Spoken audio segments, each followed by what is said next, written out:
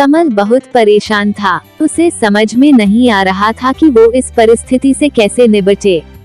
वो अपनी माँ को बहुत चाहता था, किंतु उसकी पत्नी और बच्चे उसकी माँ से बहुत दूर भागते थे, क्योंकि उसकी माँ की एक आंख नहीं थी, साथ ही उसकी कमर भी 90 अंश पर झुकी थी। वैसे वो अपना काम सब खुद कर लेती है, किंतु फिर भी वो उसकी पत्नी और बच्चों के लिए हमेशा खटकती है। दादी, आप ऊपर के कमरे में जाओ, मेरे दोस्त आ रहे हैं, विमल के बेटे निखिल ने बड़े बेरुखी से कहा।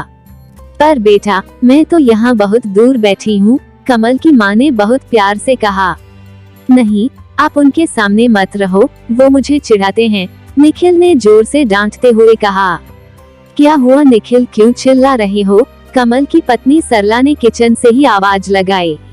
देखो ना माँ, ये दादी यही ड्राइंग रूम में बैठी हैं और मेरे दोस्त आ रहे, निखिल ने शिकायत भरे लहजे में कहा। माँ जी, आप ऊपर चली जाओ, क्यों हम लोगों को लजवाती हो? सरला ने बेटे का पक्ष लेते हुए कहा।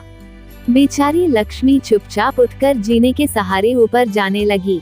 कमर झुकी होने के कारण उन्हें ऊपर चढ़ने में बहुत परेशानी हो रही थी, किंतु वो पूरी ताकत से ऊपर के एक अकेले कोने वाले कमरे में जाकर बैठ गईं। कमल बाजू के कमरे से सब सुन रहा था। उसे कष्ट हो रहा था कि उसकी माँ को अपमानित होना पड़ रहा है, किंतु वो असहाय था।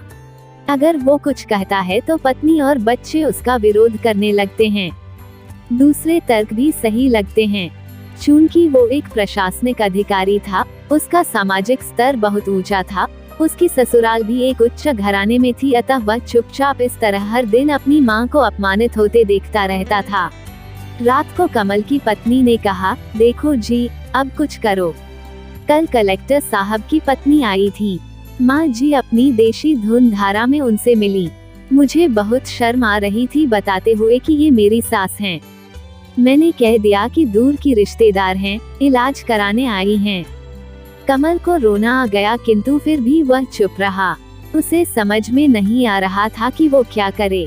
अपने बेटे की मन स्थिति को लक्ष्मी अच्छी तरह से जानती थी और बेटे को कोई कष्ट न हो, इसलिए वो हर बात को चुपचाप सह लेती थी। कमल बहुत उदास रहने लगा। एक तरफ परिवार और सामाजिक स्तर पर जीने की प्रतिबद्धता थी, तो दूसरी ओर माँ। आखिर माँ से अपने बेटे की यह हालत नहीं देखी गई। एक दिन उसने अपने बेटे से कहा, कमल बहुत दिन हो गए हैं, मैं अपने गांव जाना चाहती हूँ, मुझे वहाँ पहुँचा दो, मेरा यहाँ मन नहीं लग रहा। किंतु माँ, वहाँ तो कोई नहीं है, तुम्हारी देखभाल कौन करेगा? कमल ने आश्चर्य से पूछा। अरे, सब गांव वाले तो हैं और वो तुम्हारे मामा जी तो उसी गांव में रहते हैं, और फिर हम सारी व्यवस्थाएं कराएंगे न। सरला को तो जैसे मन की मुराद मिल गई हो। हाँ बेटा, बहू सही कह रही है, लक्ष्मी ने लंबी सांस लेते हुए कहा। कमल जानता था कि गांव में माँ की देखभाल करने वाला कोई नहीं है, लेकिन अपनी पत्नी की जिद के कारण वह अपनी माँ को गांव छोड़ने पर विवश हो गया। माँ को गांव छोड़कर आते वक्त उसे रोना आ रहा था तथा अपनी बेबसी पर गुस्सा भी आ रहा था, किंतु परिवार, पत्नी और समाज ने उसके इन मनोभावों को दबा दिया और वो सुकून सा महसूस करने लगा। कुछ दिनों के बाद उसके चाचा, जो अमेरिका में रहते थे, आने वाले थे। जब कमल बहुत छोटा था, उसके पिता जीवित थे, तब वो भारत आए थे और उसके बाद वो अब भारत आने वाले थे। पूरा परिवार और आस पड़ोस बहुत उत्साहित था। अमेरिका से कमल के डॉक्टर चाचा आ रहे थे। डॉक्टर उमेश ने जैसे ही घर में कदम रखा, सबने मिलकर बहुत उत्साह से उनका स्वागत किया। क्यों कमल भाभी नहीं दिख रही, कहाँ हैं? डॉक्टर उमेश ने उत्सुकता पूर्वक पूछा। जी वो गांव में रहती हैं, यहाँ उनका मन नहीं लगा, सरला ने सपाट लहजे में उत्तर दिया। डॉक्टर उमेश ने कमल की ओर देखा तो कमल ने अपनी आंखें झुका ली। डॉक्टर उमेश सब समझ गए, बोले, कल हम भाभी से मिलने गांव चले गए सब लोग। दूसरे दिन सभी लोग गांव के घर में पहुँचे। देखा कि लक्ष्मी को बहुत तेज बुखार है और वो पलंग पर असहाय पड़ी है। डॉक्टर उमेश दौड़कर लक्ष्मी के पास गए, उनके पैर छूकर रोने लगे। लक्ष्मी की ये हालत उनकी कल्पना से परे थी। वाह बेटा कमल, तूने तो नाम उजागर कर दिया। अपनी माँ की ये हालत देखकर तुझे तो शर्म भी नहीं आ रही होगी। डॉक्टर उमेश ने कमल को लगभग डांटते हुए कहा। नहीं देवर जी, कमल का कोई दोष नहीं है, मैं खुद गांव आई थी, लक्ष्मी ने अपने बेटे का बचाव किया। मुझे सब पता चल गया भाभी, आप चुप रहो। क्यों बहू, तुम्हें अपनी सास की कुरूपता पसंद नहीं है? समाज में तुम्हें नीचा देखना पड़ता है ना? डॉक्टर उमेश ने सरला की ओर व्यंग्य से देखा। सरला निरुत्तर होकर कमल को देखने लगी।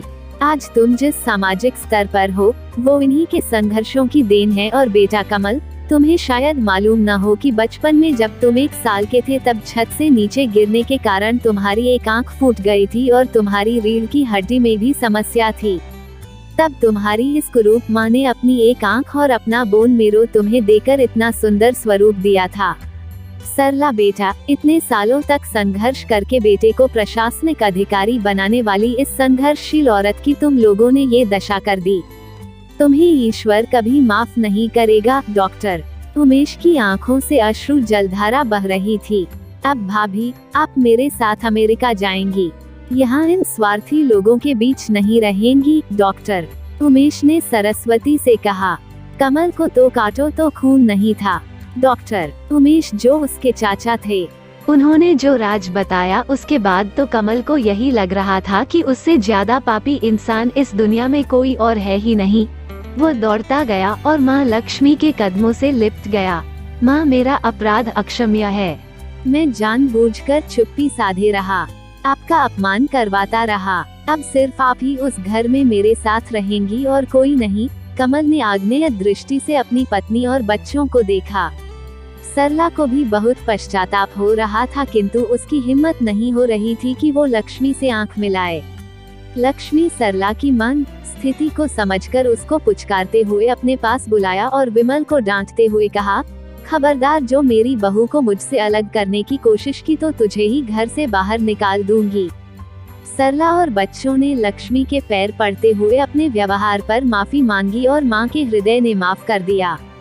दोस्तों, कहानी पसंद आई तो चैनल को लाइक करो, शेयर करो, सब्सक्राइब करो। थैंक यू, सलाम, नमस्ते, सबा खैर, गुड बाय।